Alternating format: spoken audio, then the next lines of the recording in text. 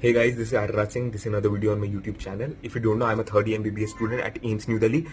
इस वीडियो के through guys मैं आपसे शेयर कर रहा हूँ कि कैसे मैं 350 आउट ऑफ 360 पहुंच पाया नीट में बायोलॉजी में। ठीक है, पर इस वीडियो को में एक्स्ट्रा एज टॉपिक बताने से पहले मैं आपको दो चीजें बताना चाहता हूँ, दो चीजें क्लियर करना चाहता हूँ। अगर आपने ऐसी मेरी वीडियो पहले देख रखी है, क्योंकि मैंने पहले भी बना रखी थी, तो आपको फिर देखने की जरूरत नहीं है। अपना टाइम मत वेस्ट कीजिए, अपनी पढ़ाई कीजिए। ठीक, दूसरी चीज कि अगर आपके नंबर ऑलरेडी 320 के रेंज में है, ठीक है, तभी आप ये वीडियो देखिए, तभी आप ये एक्स्ट्रा एज टॉपिक्स को अपनाइएगा। जो मैं बोलने वाला हूँ वीडियो में वो अपनाइएगा, नहीं तो आपके लिए फायदा नहीं है। ठीक है, एनसीईआरटी आपका फाउंडेशन बनाती है, इसमें कोई डाउट नहीं है। अगर एनसीईआरटी का फाउंडेशन आपका क्लियर नहीं है तो आप एक्स्ट्रा एज टॉपिक को देख के अपना समय खराब कर रहे हैं। और सिर्फ बायोलॉजी में अगर आपके 320 मार्क्स आ रहे हो और फिजिक्स केमिस्ट्री आपकी डूबी हुई है, फिर भी इन एक्स्ट्रा एज टॉपिक का कोई मतलब नहीं है। फिजिक्स एंड केमिस्ट्री में भी आपके कुछ डिसेंट स्कोर आने चाहिए। ठीक है, ऐसा नहीं कि मैं एक्स्ट्रा एज टॉपिक आपको बता दूं, अब इन एक्स्ट्रा एज टॉपिक के पीछे ही आप पड़ जाओगे बायो में कि नहीं यहाँ पे मेरे को 340 350 नंबर लाने हैं और फिजिक्स केमिस्ट्री गई आपकी तेल लेने। ऐसा नहीं होना चाहिए। फिजिक्स केमिस्ट्री में भी आपके डिसेंट नंबर होने चाहिए, 120 to 130 marks in physics and 140 to 150 marks आपके केमिस्ट्री में होने चाहिए। ठीक है, एंड ऑल्सो आप ये ध्यान रखिए, मैं ऐसी वीडियो आपके लिए फिजिक्स एंड केमिस्ट्री में भी बना रहा हूँ बायोलॉजी के लिए, जैसे एक्स्ट्रा एज अभी इस वीडियो में हम लोग बात करने वाले हैं। ठीक है गाइस, तो यार देखो, मैं अपनी बात करूं तो मेरे खुद बायोलॉजी की प्रिपरेशन काफी अच्छी थी। ठीक है, मेरा बेस काफी स्ट्रांग था। एनसीईआरटी मैंने डबल डिजिट में ऑलरेडी पढ़ रखी थी। ठीक है, तो आपका भी उतना अच्छा आई एक्सपेक्ट की बेस होगा। एंड सिर्फ बेस अच्छा नहीं होगा, आप मार्क्स भी ला रहे होगे। मैं मानता हूं आपके एलन हो, आकाश हो, ग्रेड अप, वेदांतु, अनअकैडमी या फिर मेरी हाई टेस्ट सीरीज हो, किसी में भी आप देखोगे 10 से 15%, या फिर एनटीए का मॉक टेस्ट ले लो, 10 से 15% क्वेश्चन बायोलॉजी में बाहर से होते हैं। क्रिटिकल थिंकिंग वाले होंगे, आपको लगेंगे वो बाहर से, हो सकता है एनसीईआरटी बेस्ड हो, पर थोड़ा क्रिटिकल थिंकिंग होगा एंड थोड़ा इन डेप्थ क्वेश्चन होगा, या फिर कंप्लीटली बाहर से। तो ये 10 से 15% क्वेश्चन के पीछे आप 85 टू 90% क्वेश्चन को मत कॉम्प्रोमाइज कीजिए, उसको मत सैक्रिफाइस कीजिए, उसको बलि का बकरा मत बना दीजिए। समझ रहे हो आप? ठीक है, तो आपको याद रखना है 85 टू 90% क्वेश्चन आपके हाथ में है एनसीईआरटी से। बाकी 10 टू 15% यार ठीक है, एक्स्ट्रा एज है, उनके लिए आप तब मेहनत करो जब 85 टू 90% आपका सिक्योर हो। ठीक, तो मेरा ये चीज सिक्योर था, इसलिए मैंने ये एक्स्ट्रा एज टॉपिक के पीछे मेहनत की। ठीक है, और एक्स्ट्रा एज टॉपिक के बारे में मेरे को कैसे पता चला मैं बता दूं, तो प्रीवियस ईयर जब पेपर आप लगाते हो उनके एनालिसिस से पता चलता है कि हाँ भाई कहाँ से एक्स्ट्रा टॉपिक्स पूछ रहे हैं, आउटसाइड एनसीईआरटी पूछ रहे हैं। तो अगर मैं उन टॉपिक्स का जिक्र करूं जो मैंने लिख लिया है, ठीक है, तो मैं आपको बता दूं कि पहले कहां से पढ़ना है ये सारी चीजें। मैं अपने टेलीग्राम चैनल पे इनका कंटेंट आपको प्रोवाइड करूंगा। एमसोनी नियारिस मेरे टेलीग्राम चैनल का नाम है, मैं आपको एक्स्ट्रा एज कंटेंट प्रोवाइड कर दूंगा। ठीक है, बायोलॉजी का टेंशन लेने की जरूरत नहीं है।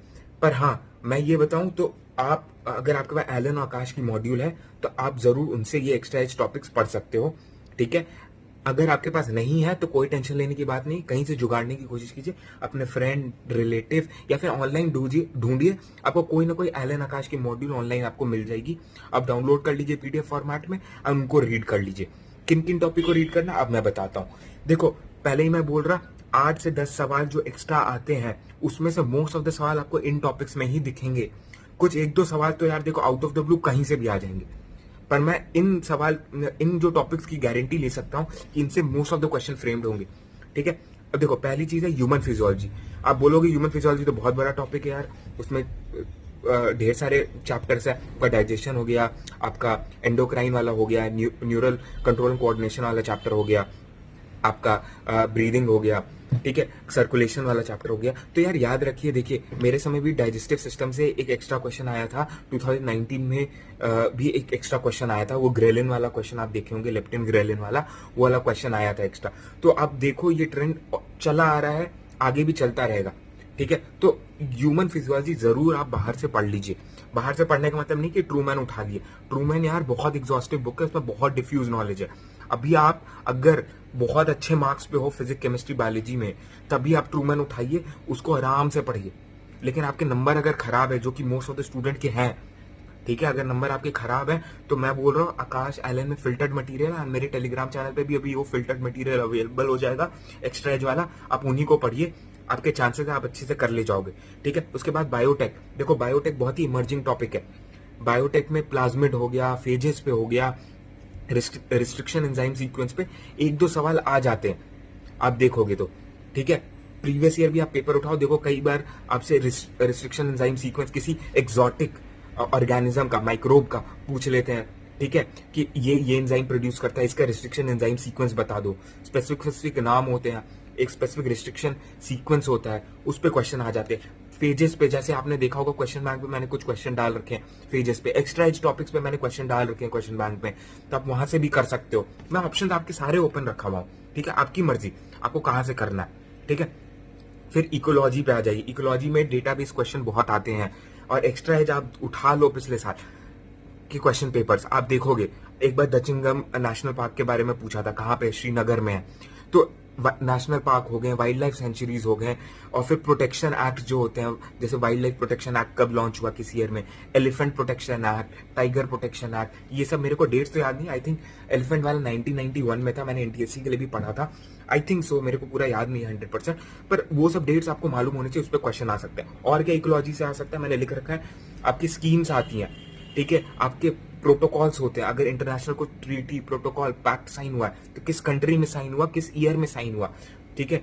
देखो एनसीईआरटी में खुद हेलेंस्की मोनोट्रियो प्रोटोकॉल के बारे में दे रखा है, ये 1987 में एक हुआ था, कौन सा हुआ था मेरे को अच्छे से याद नहीं, पर हाँ एक 1987 में हुआ था, कोई और किसी डेट पे हुआ था। ऐसे ही रिसेंटली भी ऐसे प्रोटोकॉल्स हुए, ये तो बहुत पुराने प्रोटोकॉल्स हो गए, गोल्ड स्टैंडर्ड प्रोटोकॉल्स है, पर रिसेंटली पेरिस एक्ट हुआ, एंड और ढेर सारे इकोलॉजिकल रिफॉर्म्स होते रहते हैं, उनके बारे में आपको मालूम होना चाहिए, ठीक है। तो आप, जैसे मैंने कहा, एलन आकाश के मॉड्यूल से आप देख सकते हो, एलन में ज्यादा बेटर दे रखा है, आकाश में नहीं दे रखा है, ठीक, एलन में बेटर देखा है, एंड मैं अपने टेलीग्राम चैनल पे भी ये प्रोवाइड कर दूंगा, तो आपको इधर उधर भटकने की जरूरत नहीं। जिनके पास एलन का मॉड्यूल वो पढ़ ले, नहीं है तो टेलीग्राम पे आपको वैसा ही कंटेंट मिल जाएगा, ठीक।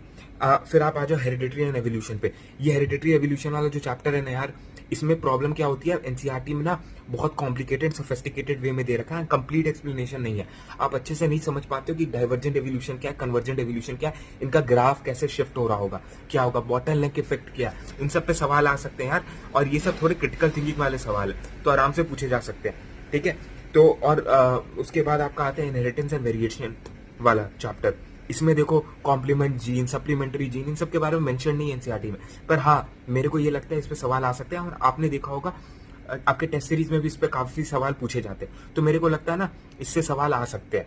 कॉम्प्लीमेंट्री जीन हो गया, प्लियोमॉर्फिज्म हो गया, पॉलीजेनिक इनहेरिटेंस हो गया, इन सब के पर्टिकुलर फिक्स्ड रेशियोज होते हैं, जिस फॉर्म में ये जो क्रॉस कराए जाते हैं ना इन जीन्स के, वो एक्सप्रेस होते हैं, तो वो रेशियो आपको मालूम होना चाहिए, उससे आप क्वेश्चन आसानी से सॉल्व कर सकते हो। एंड ये सारे रेशियो फिर एलन आकाश के मॉड्यूल में अच्छे से मेंशन्ड है, एंड क्वेश्चन भी उनसे आते हैं काफी, आप देखोगे उनके टेस्ट पेपर में, ठीक। माइक्रोब्स में आ जाओ, तो माइक्रोब्स काफी इंपॉर्टेंट है यार, देखो छोटा चैप्टर है, पर हाँ यहाँ पे जो कमर्शियली यूज माइक्रोब्स होते हैं ना, कि हाँ आपका ब्रूअरी इंडस्ट्री में कौन यूज किया जा रहा है, माल्टिंग प्रोसेस में कौन यूज कर रहा है, या फिर किसी और वेस्ट क्लीनिंग में आपको कौन यूज कर रहा है, सैनिटेशन में कौन यूज किया जा रहा है, कौन सा माइक्रोब, या फिर सुपर बग कौन सा है, ये सब चीजें पूछी जाती है, ये भी एक्स्ट्रा एज है, इनसे भी सवाल आते हैं, ठीक। फिर आ जाओ फूड प्रोडक्शन, ये भी बहुत इंपॉर्टेंट है, क्यों, क्योंकि देखो फूड प्रोडक्शन में आपके हाइब्रिड्स होते हैं, जैसे मुर्रा हो गया, होल्स्टीन फ्रीशियन हो गया, ठीक। आपका ये सारे जो हाइब्रिड होते हैं ना, जैसे प्लांट में भी, या फिर एनिमल हाई यील्डिंग वैरायटीज, ये सब आपको मालूम होना चाहिए। अगर ये हाइब्रिड है तो इनके पेरेंट्स क्या थे,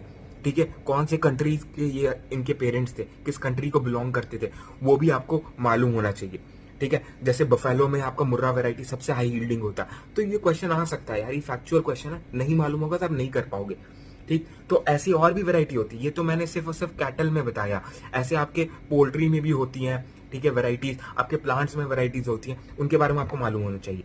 तो और उसके बाद अर्थवर्म, फ्रॉग एंड कॉकरोच, काफी लोग पूछते हैं अर्थवर्म, फ्रॉग एंड कॉकरोच, देखो कॉकरोच सिलेबस में है, पर मैं बता दूं मेरे समय भी 2017 में फ्रॉग से क्वेश्चन आ गया थे, एंड थैंक गॉड मैंने फ्रॉग पढ़ रखा था, तो सोचो मेरे 5 नंबर चले गए होते, ठीक है, वो गलत करके मैं आ जाता। तो एनसीईआरटी से ही सवाल था, तो अर्थवर्म एंड फ्रॉग जरूर पढ़ लीजिएगा, अगर आपके, वही मैंने जैसे कहा कि स्टार्टिंग जो वीडियो में कहा ना, जो क्राइटेरिया अगर आपका सेटिस्फाई हो रहा है, तभी चांसेस कम है पर आ सकता है, ठीक है, भले ही उसको सिलेबस के आउट ऑफ रखा गया है, पर हाँ आ सकता है। फिर एनिमल टिश्यू की बात करें तो कोलाजन हो गया, इलास्टिन हो गया, कहाँ पे हाइलिन कार्टिलेज देखा जाता है, कहाँ पे कैल्सिफाइड कार्टिलेज देखा जाता है, कहाँ पे किस टाइप का बोन देखा जाता है, ठीक है, ये सब पूछा जा सकता है, ठीक है। टिश्यू वाइज येलो फैट कब देखा जाता है, ठीक है, और फिर बोन मैरो पे question, yellow marrow, red marrow कहाँ देखा जाता है, ये सब पे क्वेश्चन आ सकता है, ठीक है। तो ये था इन शॉर्ट यार थोड़ी लंबी वीडियो होगी, पर मैं आपको डिटेल में बताना चाहता था कि क्या क्या चीजें आपको एक्स्ट्रा एज में फॉलो करनी चाहिए। एंड मैं फिर से कह रहा, ये वीडियो तभी फॉलो कीजिएगा जब आपके अच्छे नंबर ऑलरेडी आ रहे हैं, और क्या नंबर होने चाहिए वो अच्छे वाले मैं ऑलरेडी बता चुका हूँ वीडियो के स्टार्टिंग में। So all the best guys, keep hustling and थोड़ा स्मार्ट प्रिपरेशन कीजिए। ये सब टॉपिक आप एंड में पढ़ के जाइए ताकि आप रट के गए हो, क्योंकि सारे ऑलमोस्ट रट्टा मारने वाली चीजें जो मैंने बोली ना, रट्टा मारने वाली चीजें। तो एंड में पढ़िए, एनसीईआरटी एक बार कवर कर लीजिए, फिजिक्स केमिस्ट्री कर लीजिए, एंड में ये सारे टॉपिक को रटिएगा एंड पेपर में उगल के आ जाइएगा। उसके बाद आपको याद रखने की जरूरत नहीं, कौन पूछे उसके बाद, थोड़ी ना एमबीबीएस में कोई पूछने वाला। तो ऑल द बेस्ट गाइस, थोड़ा स्मार्ट वर्क कीजिए, हार्ड वर्क तो करना ही है, पर स्मार्ट वर्क करके आप एक्स्ट्रा एज दूसरे एस्पिरेंट के ऊपर ला सकते हो। So all the best.